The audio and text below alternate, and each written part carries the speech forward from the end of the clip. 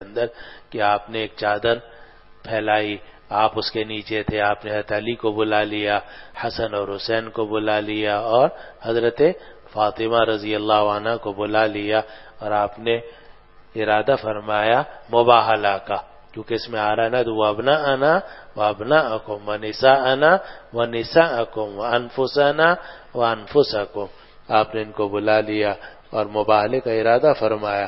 لیکن وہ جو عیسائی تھے وہ خود ہی مبالغہ سے پیچھے ہٹ گئے تھے، تو چونکہ قرآن مجید میں بھی ہے اور حدیث میں بھی ارادہ ثابت ہے، اس لیے جمہور علماء کے نزدیک مباہلہ جائز ہے۔ البتہ حضرت مولانا انور شاہ کشمیری رحمۃ اللہ علیہ نے فیض الباری تو ہوگی نا آپ لوگوں کے پاس، پڑھتے ہوگے، تو فیض الباری میں لکھا ہے کہ حضرت شیخ ہمارے استاد حضرت شیخ الہند رحمۃ اللہ علیہ جو تھے مالٹا میں گرفتار تھے، جب وہاں سے واپس آئے تو ان کو پتہ چلا کہ ہم نے قادیانیوں کے ساتھ مباہلے کا ارادہ کیا تھا، اور مباہلے کا تو حضرت شیخ الہند ناراض ہوئے اور کہا کہ تم نے مباہلہ کا ارادہ کیوں کیا، اور یہ مباہلہ جو ہے نبی کریم صلی اللہ علیہ وسلم کے لیے تو اس لیے برحق تھا کہ آپ کے اوپر وحی نازل ہوتی تھی اور آپ 100% جو تھے وہ حق پر تھے، لیکن بعد میں جو آنے والا ہے اس کا 100% ہونا تو بڑا مشکل ہو جاتا ہے، 98 97 وہی قصہ آ جاتا ہے جو پہلے عرض کیا تھا، تو اس لیے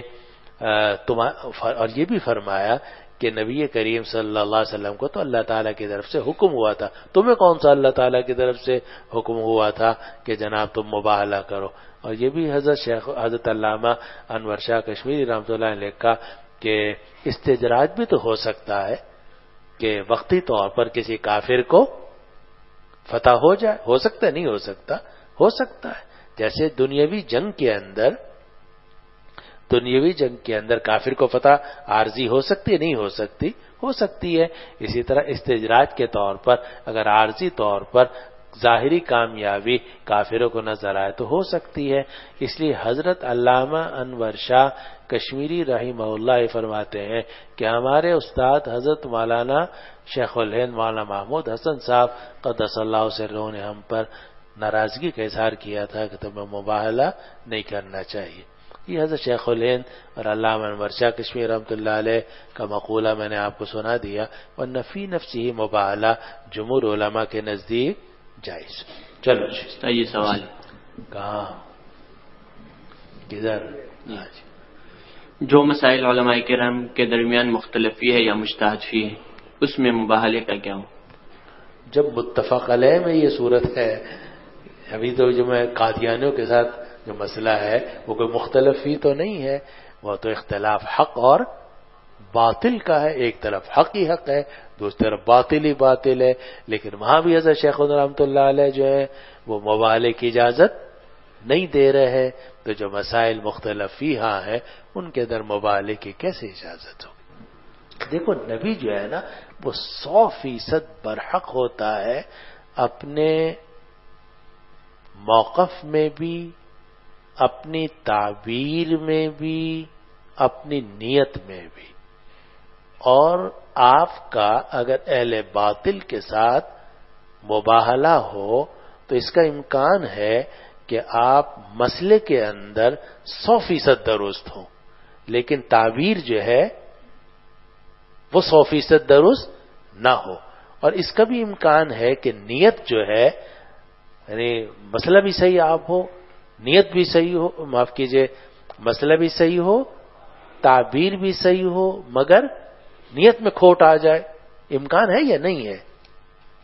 امکان ہے یا نہیں ہے؟ امکان تو ہے، جب امکان ہے تو وہاں استدراج کا پھر دروازہ کھل سکتا ہے، اس لیے حضرت شیخ رحمۃ اللہ علیہ نے مسائل متفق علیہا میں بھی اور حق اور باطل کے اختلاف میں بھی احتیاط اسی میں سمجھی ہے کہ مباہلہ نہ کیا جائے۔ وجہ اس کی یہ بھی ہے کہ مباہلہ فرض ہے یا واجب یا صرف جائز ہے؟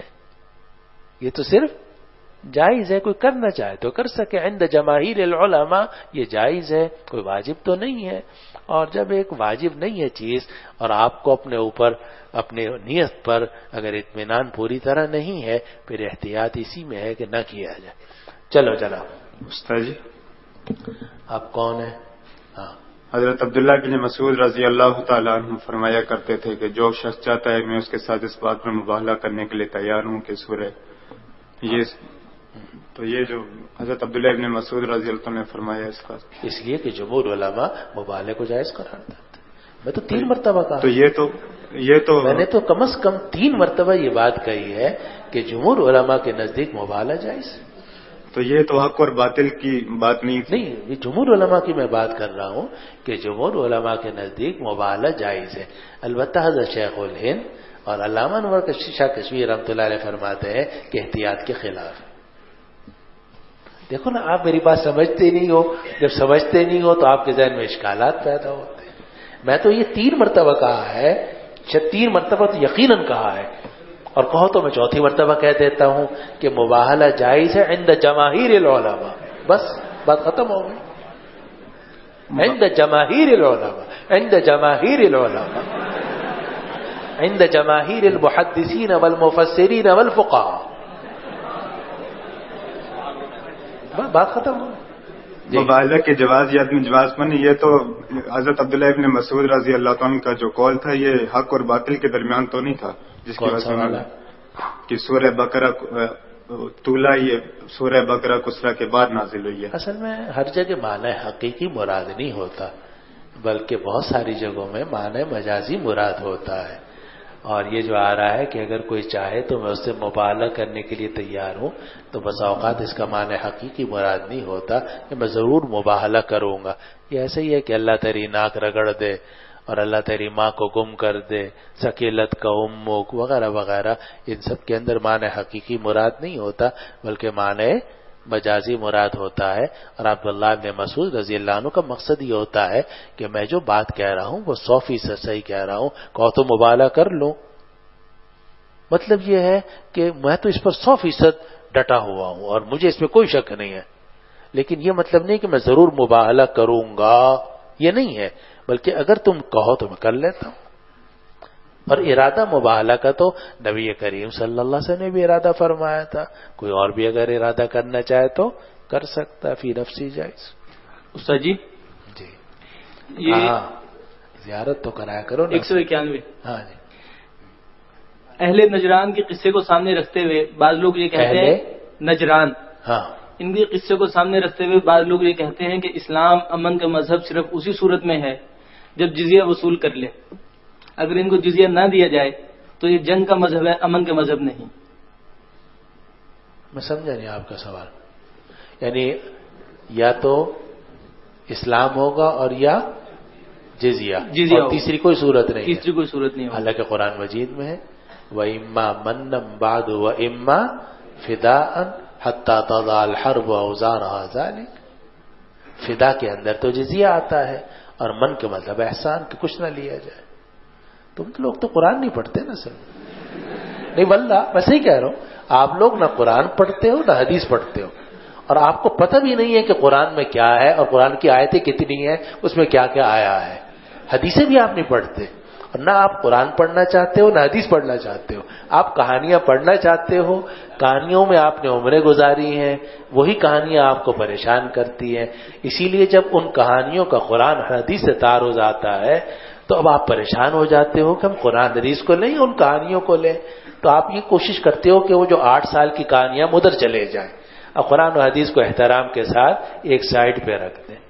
لیکن ظاہر ہے کہ کہانیاں تو کہانیاں ہی ہیں، قرآن مجید میں صاف ہے اما مَنًّا بَعْدُ وَإِمَّا فِدَاءً، آپ من بھی کر سکتے ہیں، من کا مطلب ہے کہ احسان کر کے ان کو چھوڑ دیں۔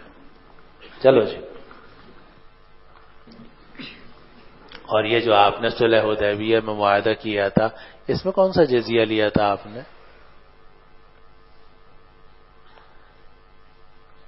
اور بنو زمرہ اور بنو مدلج اور دوسرے لوگوں سے جو آپ نے صلح کا معاہدہ کیا تھا، ان میں کون سا جزیہ لیا تھا؟ لیا تھا کوئی؟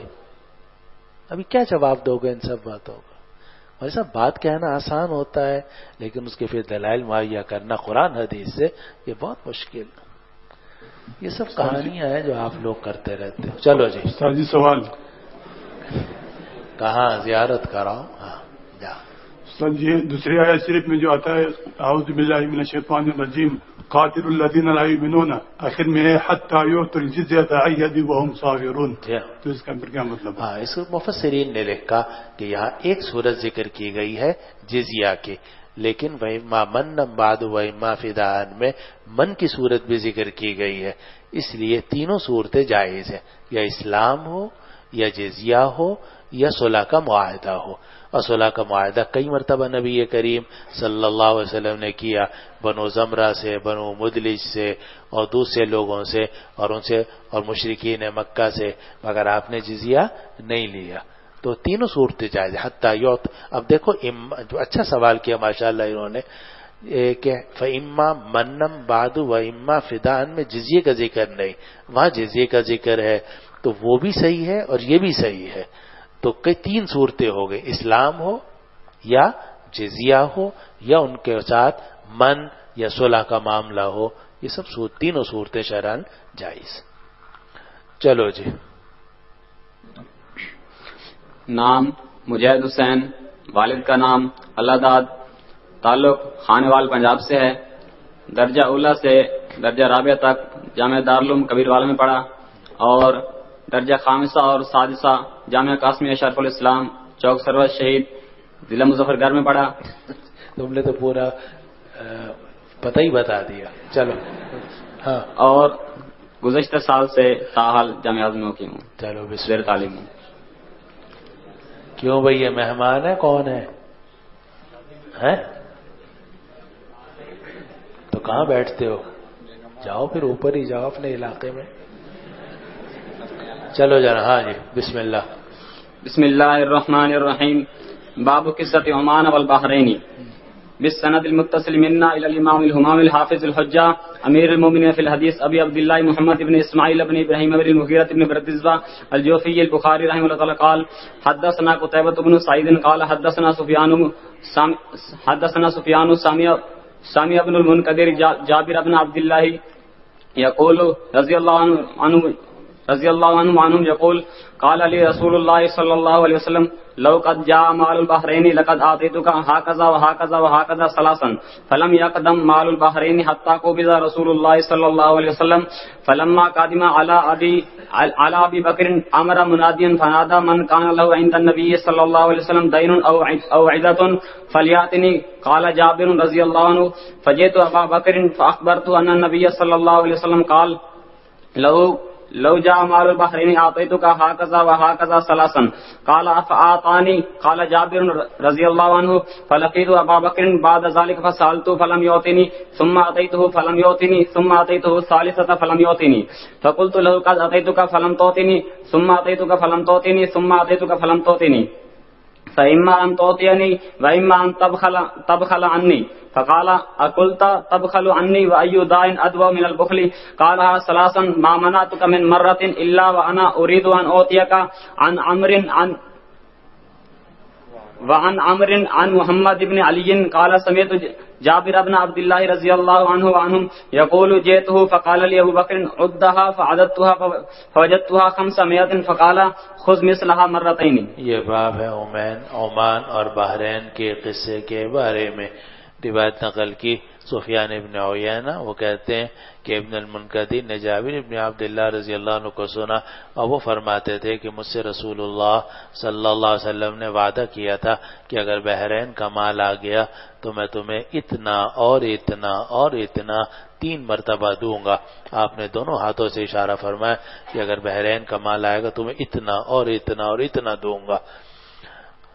راوی کہتے ہیں کہ فلم یقدم مال البحرین کہ بحرین کا مال آپ کی زندگی میں نہیں آیا یہاں تک کہ رسول اللہ صلی اللہ علیہ وسلم کی روح قبض کر لی گئی.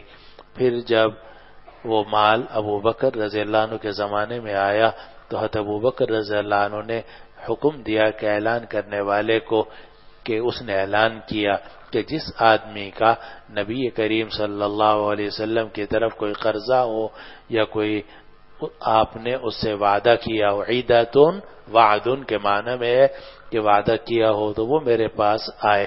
جابر کہتے ہیں کہ میں ابوبکر صدیق رضی اللہ عنہ کی خدمت میں حاضر ہوا اور میں نے عرض کیا کہ نبی کریم صلی اللہ علیہ وسلم نے فرمایا تھا کہ اگر بحرین کا مال آ جائے گا تو میں تمہیں اتنا اور اتنا اور اتنا دوں گا۔ 3 مرتبہ آپ نے اشارہ کیا تھا۔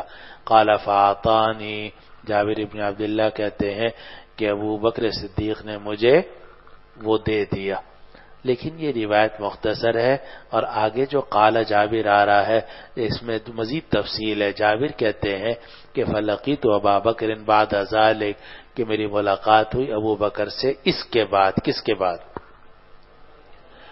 بحرین کا مال آنے کے بعد، کیونکہ دیکھو یہاں ظاہر میں ایسا لگتا ہے کہ دینے کے بعد، کیونکہ ابھی ذکر آیا تھا دینے کا کہ ابو بکر صدیق نے دے دیا، حالانکہ آگے جو بات آ رہی ہے وہ دینے کے بعد کی نہیں ہے بلکہ دینے سے پہلے کی ہے، اس لیے یہ تعویل کرنی پڑے گی۔ تعویل کرنی پڑتی ہر جگہ کہ اس مقصد یہ ہے کہ جب بحرین کا مال آ گیا تو جابر ابن عبداللہ کہتے ہیں کہ میں ابو بکر رضی اللہ عنہ کی خدمت میں پہنچا، فسألتہ فلم یعطینی، میں نے آپ سے وہ مال مانگا، انہوں نے مجھے نہیں دیا۔ پھر میں دوبارہ پہنچا، پھر مجھے نہیں دیا، پھر تیسری مرتبہ گیا، پھر بھی مجھے نہیں دیا۔ تو میں نے ابو بکر صدیق سے کہا قد اتیتک فلم تعطینی، کہ میں آپ کی خدمت میں آیا تھا، آپ نے مجھے نہیں دیا تھا، پھر میں آیا، پھر آپ نے نہیں دیا، اب میں پھر آیا ہوں، پھر بھی آپ نے مجھے نہیں دیا، تو یا تو آپ مجھے دے دیں ورنہ کنجوسی کر لیں۔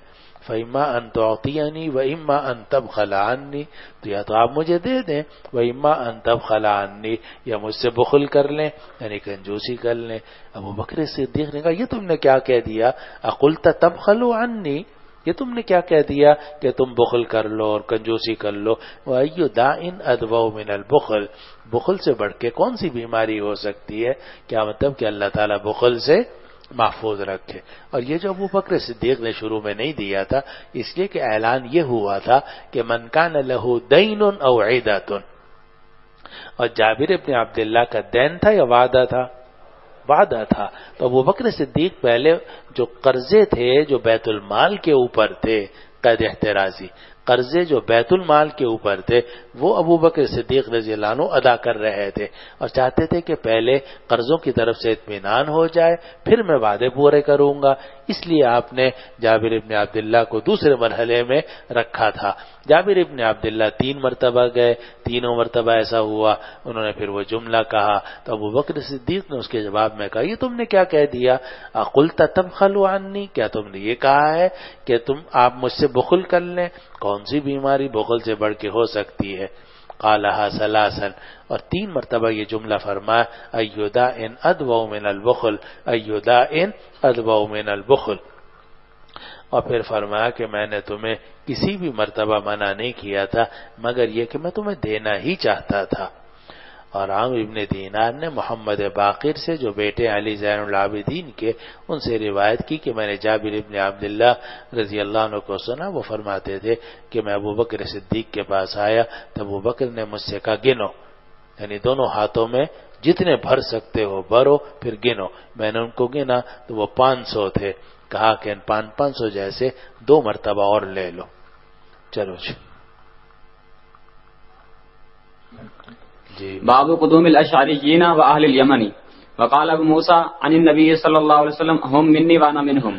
سن 9 ہجری میں اشعریین اور اہل یمن بھی دوبارہ آئے تھے، ایک مرتبہ پہلے ہی آ چکے تھے جن میں ابو موسیٰ اشعری اور دوسرے حضرات تھے، لیکن اور بھی ان کے وفود قبیلہ اشعر کے اور اہل یمن کے آئے، ان کی طرف اشارہ کیا۔ اور ابو موسیٰ اشعری رضی اللہ عنہ نے نبی کریم صلی اللہ علیہ وسلم سے روایت کی ہے کہ آپ نے اشعریین کے بارے میں فرمایا تھا ہم منی وانا منہم، کہ وہ مجھ سے ہیں اور میں ان سے ہوں۔ اور یہ بھی معلوم ہوا کہ ہم منی وانا منہم سے جزیہ ثابت نہیں ہو سکتی۔ یہ شیعہ کیا کرتے ہیں، یہ کہتے ہیں کہ حضرت علی رضی اللہ عنہ کو آپ نے یہ فرمایا تھا کہ انت منی وانا منکم تو اس سے جزیہ ثابت ہو گئی، جب جزیہ ثابت ہو گئی تو خلافت بلا فصل ثابت ہو گئی، پاگلوں والی بات۔ تو اب یہاں تو آپ نے اشریین سے بھی فرمایا ہم منی وانا منہم، تو کیا اشریین کے لیے بھی خلافت بلا فصل ثابت ہو جائے گی؟ تو ابو موسیٰ فرماتے ہیں رضی اللہ عنہ کہ نبی کریم صلی اللہ علیہ وسلم نے اشریین کے بارے میں فرمایا تھا کہ ہم منی وانا منہم، کہ یہ لوگ مجھ سے ہیں اور میں ان سے ہوں۔ چلو جی۔ وبه قال حدثنا عبد الله بن محمد وإسحاق بن نصر قال حدثنا يحيى بن آدم قال حدثنا ابن أبي زائدة عن أبيه عن أبي إسحاق عن الأسود بن يزيد عن أبي موسى رضي الله عنه عنهم قال قدمت أنا وأخي من اليمن فمكثنا حينا مع نور بن مسعود وأمه إلا من أهل البيت من كثرة دخولهم ولزومهم له۔ ابو موسیٰ اشعری رضی اللہ عنہ سے روایت ہے کہ میں اور میرا بھائی یمن سے آئے، بین سطور میں لکھا ہوا ہے کہ ان کے دو بھائی تھے، ایک کا نام تھا ابو رحم، دوسرے کا نام تھا ابو بردہ، اور ہم ایک عرصے تک ٹھہرے رہے۔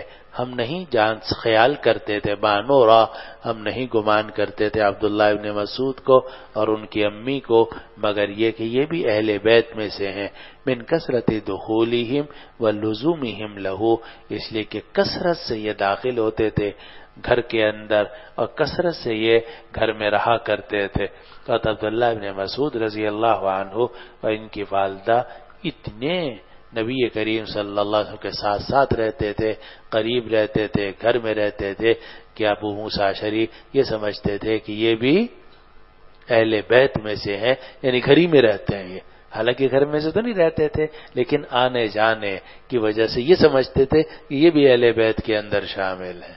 اور ویسے بھی عبداللہ ابن مسعود رضی اللہ عنہ کو صاحب السواک، صاحب الوسادہ، صاحب المطہرہ اور صاحب نالین وغیرہ کہا جاتا ہے، اس لیے کہ یہ بہت خدمت بھی کرتے تھے اور بالکل ساتھ ساتھ رہتے تھے۔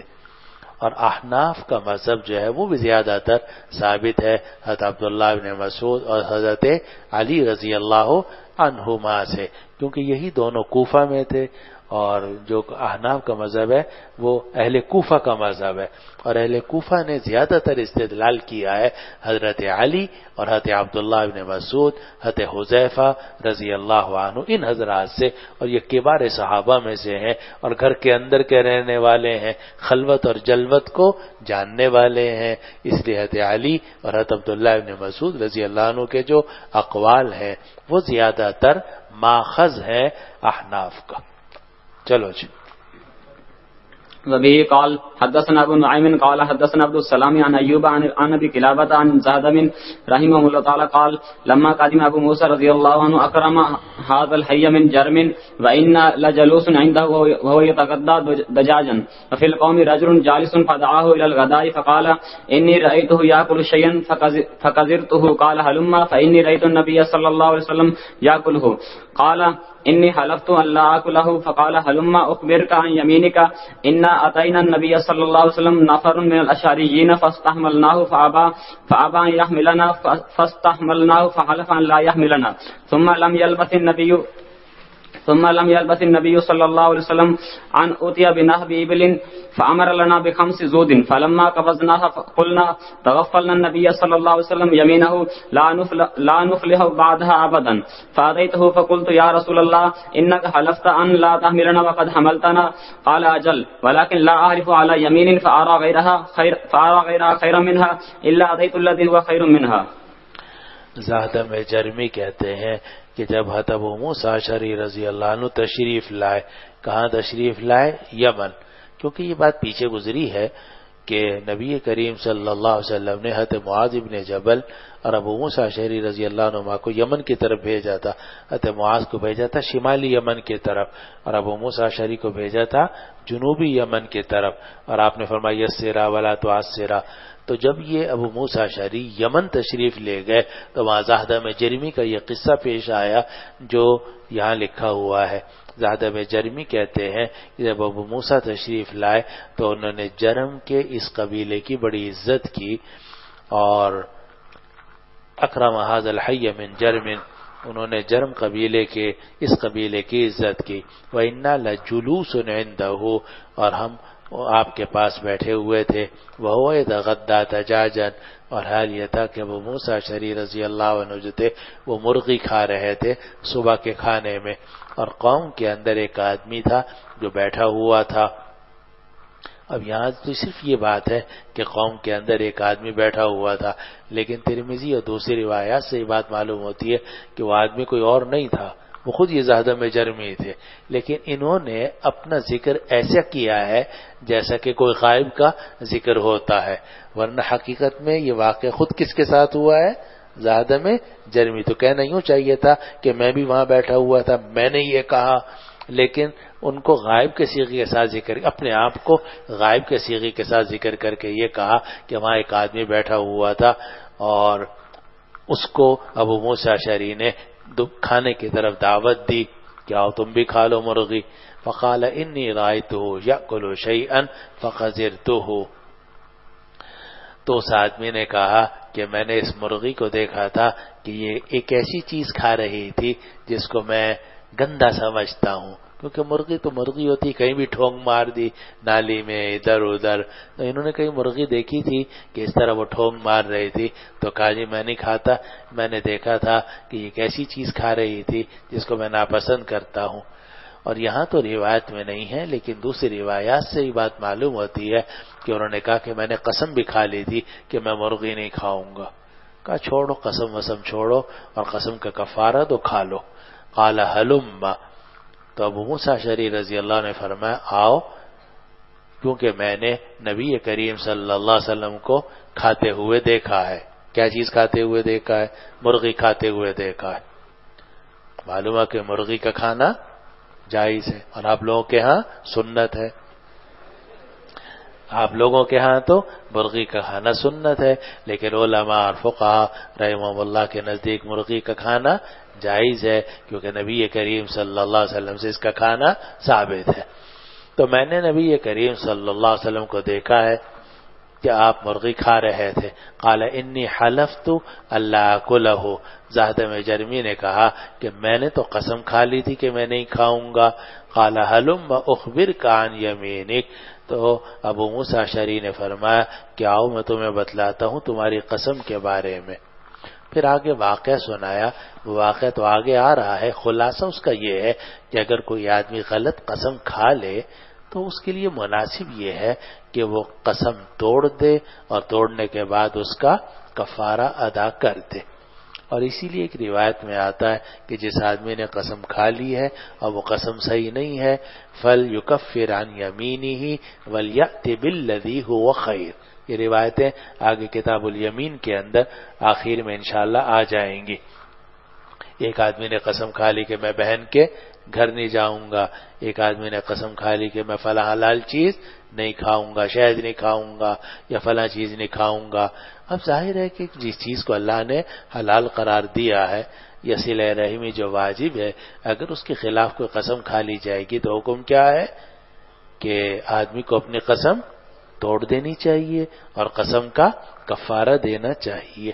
یہ بات سمجھانے کی کوشش کی ابو موسیٰ اشعری رضی اللہ عنہ نے زہدم جرمی کو کہ تم نے جو یہ قسم کھا لی ہے کہ میں مرغی نہیں کھاؤں گا، یہ غلط ہے، کیونکہ مرغی کا کھانا تو نبی کریم صلی اللہ علیہ وسلم سے ثابت ہے.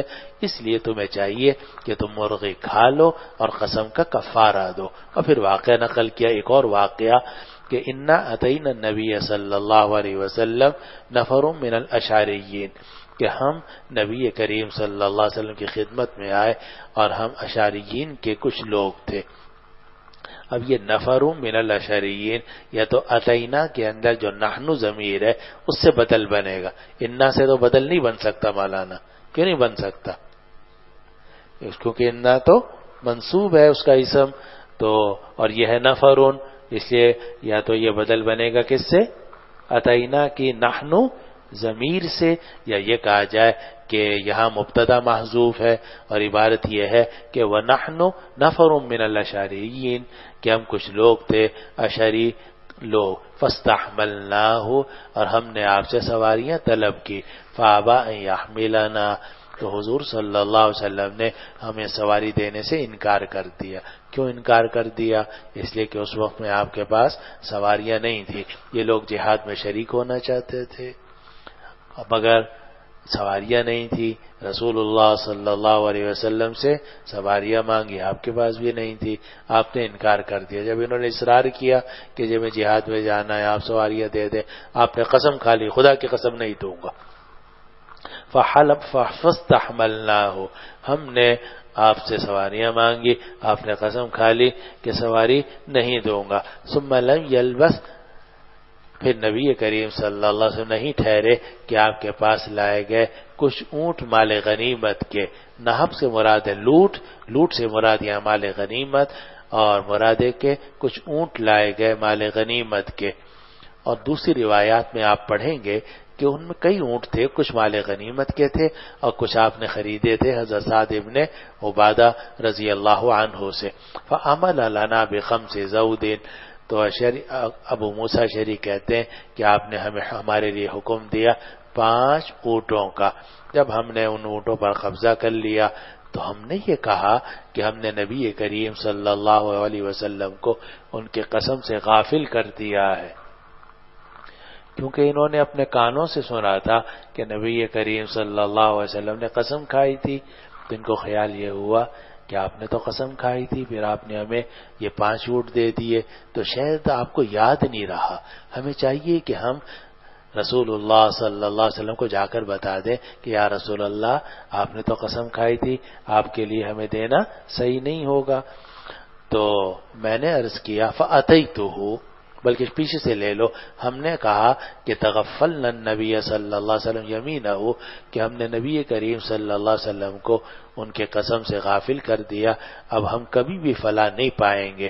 چنانچہ میں حضور کی خدمت میں حاضر ہوا، میں نے عرض کیا کہ یا رسول اللہ آپ نے تو قسم کھائی تھی کہ آپ ہمیں سواری نہیں دیں گے اور آپ نے تو ہمیں سواری دے دی. قال اجل، آپ نے فرمایا ہاں میں نے خود دی ہے.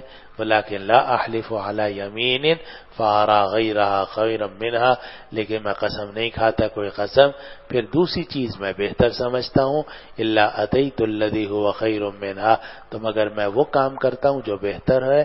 وكفرت عن يميني، اور روایتوں میں اس کا بھی اضافہ ہے وكفرت عن يميني، اور میں اپنی قسم کا کفارہ دے دیتا ہوں. معلوم ہوا کہ اگر آدمی کوئی ایسی قسم کھا لے جو نامناسب ہو یا اس وقت میں صحیح ہو لیکن بعد میں وہ نامناسب نظر آئے، تو آدمی کو چاہیے کہ جو مناسب کام ہے وہ کر لے اور قسم توڑ دے، اور قسم توڑنے کے بعد اس کا کفارہ دے دے. سمجھ رہے ہیں بات کو؟ اب یہ مسئلہ تو آسان ہے. اب سوال یہ ہوا کہ اس روایت سے تو یہ معلوم ہوتا ہے کہ آپ نے قسم توڑ دی، اور ظاہر ہے کہ جب آپ نے قسم توڑ دی تو پھر آپ نے اس کا کفارہ بھی دیا ہوگا، اگرچہ عدم ذکر ہے مگر عدم ذکر عدم کو مستلزم نہیں ہے. اور اسی کو اکثر علماء نے اختیار کیا. لیکن حضرت گنگوہی رحمۃ اللہ علیہ نے ایک اور بات فرمائی، اور حضرت گنگوہی رحمۃ اللہ علیہ نے فرمایا کہ یمین فور تھی، یہ جو یمین تھی یمین فور تھی، اور یمین فور میں اس وقت میں اگر جب آپ نے نہیں دیا تو آپ بار ہو گئے اس قسم کے اندر، اور بعد میں دینے سے آپ حانث نہیں ہوں گے.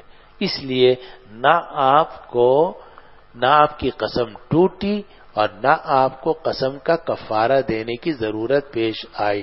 اور یہ جو جملہ ہے کہ جب بھی میں قسم کھاتا ہوں ایسی قسم جو نامناسب ہوتی ہے تو میں خیر والا کام کرتا ہوں اور قسم کا کفارہ دیتا ہوں. یہ آپ نے اصول ارشاد فرمایا ہے کہ اگر کوئی آدمی ایسی قسم کھا لے تو اس کو قسم توڑ کر قسم کا کفارہ دے دینا چاہیے.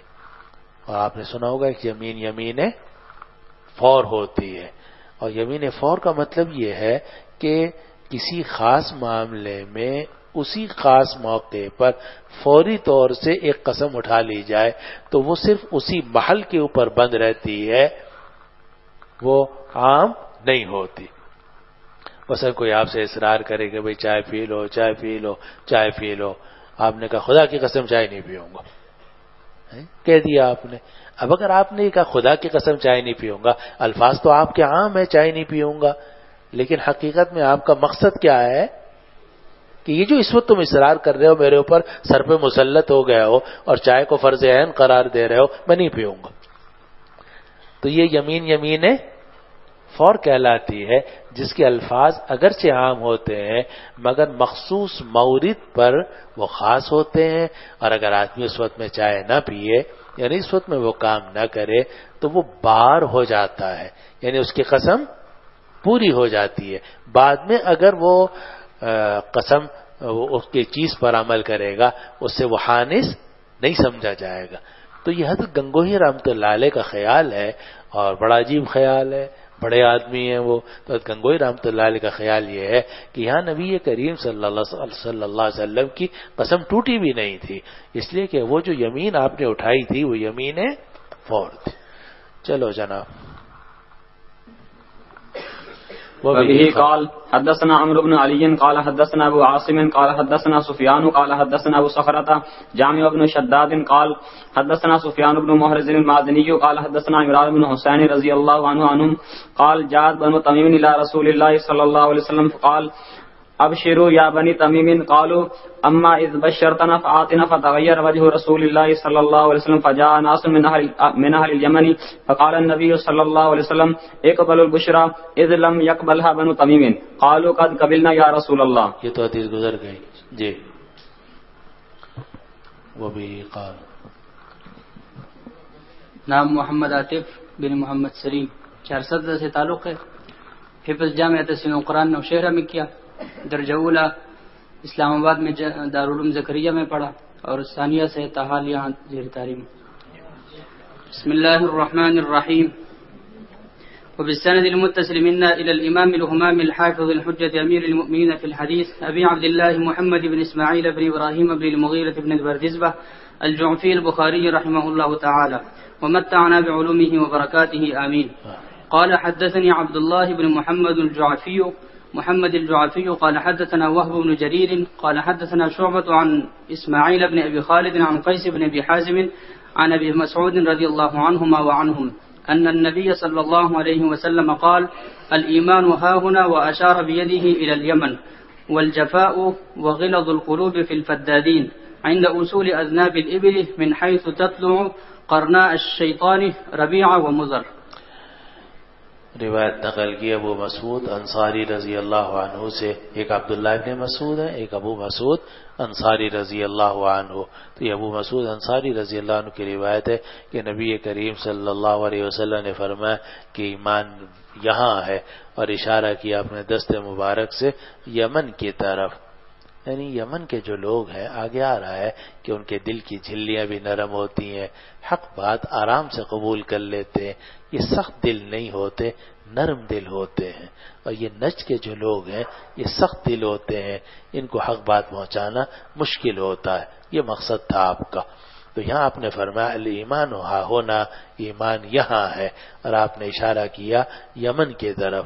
والجفاء وغلظ القلوب، اور جفا یعنی سختی، وغلظ القلوب اور دلوں کا سخت ہونا، فی الفدادین کاشتکاروں میں ہوتا ہے، عند اصول اذناب الابل جو اونٹوں کی دموں کے جڑوں کے پاس رہتے ہیں، من حیث تطلع قرن الشیطان جہاں سے شیطان کے دو سینگ طلوع ہوتے ہیں، یعنی قبیلہ ربیعہ اور قبیلہ مزر. یہ دونوں قبائل تھے جو یمن کے مشرق کی طرف رہا کرتے تھے، اور نبی کریم صلی اللہ علیہ وسلم نے ان کے بارے میں ارشاد فرمایا کہ یہ مشرق کی طرف رہتے ہیں، اور مشرق ہی سے شیطان کا سینگ جو ہے وہ طلوع ہوتا ہے، اور ان لوگوں کے دلوں میں سختی ہوتی ہے، اور یہ اونٹوں کے ساتھ رہتے ہیں، اونٹ کے پیچھے ہاتھ رکھ کے اونٹ آگے آگے یا اس کے پیچھے پیچھے کاشتکاری وغیرہ کرتے ہیں، تو ان کے دل جو ہے وہ سخت ہے. یہ آپ نے فرمایا کہ جفا اور غلظ القلوب فی الفدادین کاشتکاروں میں ہے، عند اصول اذناب الابل جو اونٹوں کی دموں کی جڑوں کے پاس ہوتے ہیں، من حیث تطلع قرن شیطان، جہاں سے شیطان کے دو سینگ طلوع ہوتے ہیں۔ یہ بات ہے جو آپ نے بعض روایات میں پڑھی ہوگی یا سنی ہوگی کہ جب شیطان طلوع ہوتا ہے، معاف کیجئے، جب سورج طلوع ہوتا ہے تو شیطان جو ہے وہ اپنے دونوں سینگ اس کے دائیں بائیں کر لیتا ہے تاکہ جو عبدۃ الشمس ہیں وہ اس کی عبادت کریں۔ تو یہ من حیث تطلع قرن شیطان مشرق کی طرف اشارہ ہے، اور اس لیے بھی آگے روایت میں آ جائے گا کہ مشرق کی اس لیے بھی آپ نے مذمت کی کہ فتنے وہیں سے ظاہر ہوں گے، چنانچہ آپ نے فرمایا کہ فتنے اسی علاقے سے آئیں گے۔ اور یہ بھی کہا جاتا ہے کہ مدینہ منورہ کی طرف جب دجال آئے گا تو وہ اگرچہ مدینہ منورہ میں داخل نہیں ہو سکے گا، لیکن جو وہ آئے گا تو یہ مشرق کی طرف سے آئے گا، اس لیے آپ نے اس کی مشرق والوں کی مذمت فرمائی کہ سخت دل ہے اور فتنے بھی یہیں سے طلوع ہوں گے۔ اب یہ مشرق کا سارا علاقہ جو ہے یہ شام، عراق، کوفہ، نجد، ان سب کے دل جو ہے یہ سخت ہوتے ہیں۔ تو آپ نے فرمایا کہ سختی اور دلوں کی سختی کاشتکاروں میں ہے، عند وصول اذناب الابل، جو اونٹوں کی دموں کے جڑوں کے پاس رہتے ہیں، جہاں شیطان کے دو سینگ طلوع ہوتے ہیں، یعنی مشرق کی طرف، اور مراد قبیلہ ربیعہ اور قبیلہ مضر۔ آگے جی۔ وبه قال حدثنا محمد بن بشار قال حدثنا ابن أبي عدي عن شعبة عن سليمان عن زكوان عن أبي هريرة رضي الله عنه وعنهم عن النبي صلى الله عليه وسلم قال أتاكم أهل اليمن هم أرق أفئدة وألين قلوبا، الإيمان يمان والحكمة يمانية، والفخر والخيلاء في أصحاب الإبل، والسكينة والوقار في أهل الغنم. وقال غندر عن شعبة عن سليمان سمعت زكوان قال سمعت زكوان عن أبي هريرة رضي الله عنه وعنهم عن النبي صلى الله عليه وسلم. آپ نے فرمایا تمہارے پاس اہل یمن آئے ہیں، ان کے دل کی جھلی نرم ہے، ارق و افئدتن، فواد کہتے ہیں دل کی جھلی کو، ان کے دل کی جھلی پتلی ہے، صحیح ترجمہ ان کے دل کی جھلی پتلی ہے، رقیق کہتے ہیں پتلی کو، مراد یہ ہے کہ حق بات اہل یمن کے دلوں میں جلدی اثر کر جاتی ہے۔ اور دیکھو دل کا نرم ہونے کا مطلب یہ ہوتا ہے کہ آدمی حق بات آرام سے قبول کر لے۔ اور ثم قست قلوبکم من بعد ذلک فہی کالحجارۃ او اشد قسوۃ وان من الحجارۃ لما يتفجر منه الانہار وان منها لما يشقق فيخرج منها وان منها لما يهبط من خشیۃ، پتھر میں بھی سوراخ ہو جاتا ہے، پتھر بھی اللہ کے خوف سے نیچے گر جاتے ہیں، لیکن ان لوگوں کے دل اتنے سخت ہیں کہ ان کے دلوں پہ کوئی اثر ہی نہیں ہوتا، یہ مطلب ہے ثم قست قلوبکم۔ تو دل کا نرم ہونا یا دل کی جھلی کے نرم ہونے کا مطلب یہ ہے کہ آدمی حق بات کو سن لے اور قبول کر لے۔ تو آپ نے اہل یمن کی تعریف فرمائی کہ ان کے دل کی جھلی نرم ہے، والین و قلوباً، ان کے دل کی جھلی پتلی ہے، ان کے دل کی جھلی پتلی ہے، ان کے دل نرم ہے۔ اور پھر آپ نے فرمایا ایمان یمانی ہے اور حکمت بھی یمانی ہے، یعنی اہل یمن جو ایمان والے ہیں اور حکمت والے ہیں۔ اور پھر فرمایا والفخر والخیلاء فی اصحاب الابل، کہ فخر اور تکبر ہوتا ہے اونٹ والوں میں، جو لوگ اونٹ کے ساتھ رہتے ہیں، اونٹ پہ بیٹھتے ہیں تو ذرا اونچا جانور ہے، بیٹھ کے اونچے ہو جاتے ہیں تو دماغ بھی اونچا ہو جاتا ہے۔ والسکینۃ والوقار فی اہل الغنم، اور سکینت و وقار ہوتا ہے بکریوں میں، بکری مسکین جانور ہے، مسکین جانوروں کے ساتھ آدمی رہے تو طبیعت کے اندر مسکنت پیدا ہو جاتی ہے، جیسی صحبت صالح تورا صالح کنت، صحبت طالح تورا طالح کنت۔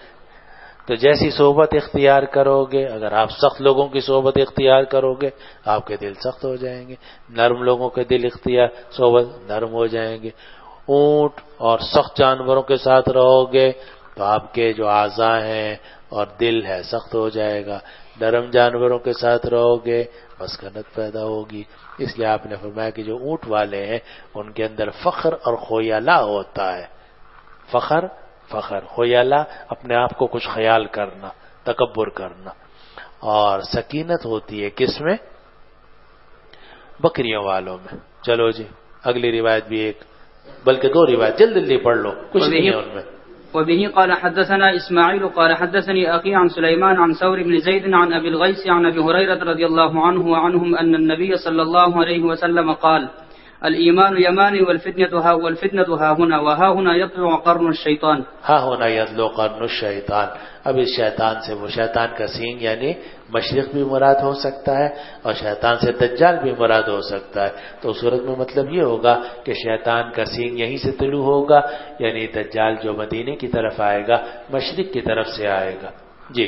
وبه قال حدثنا أبو اليمان قال أخبرنا شعيب قال حدثنا أبو الزناد عن الأعرج عن أبي هريرة رضي الله عنه وعنهم عن النبي صلى الله عليه وسلم قال أتاكم أهل اليمن أضعف قلوبا وأرق أفئدة الفقه يمان والحكمة يمانية. اہل یمن تمہارے پاس آئے ہیں، ان کے دل نرم ہیں، ان کے دل کی جھلیاں پتلی اور باریک ہیں، فقہ یمانی ہے اور حکمت بھی یمانی ہے.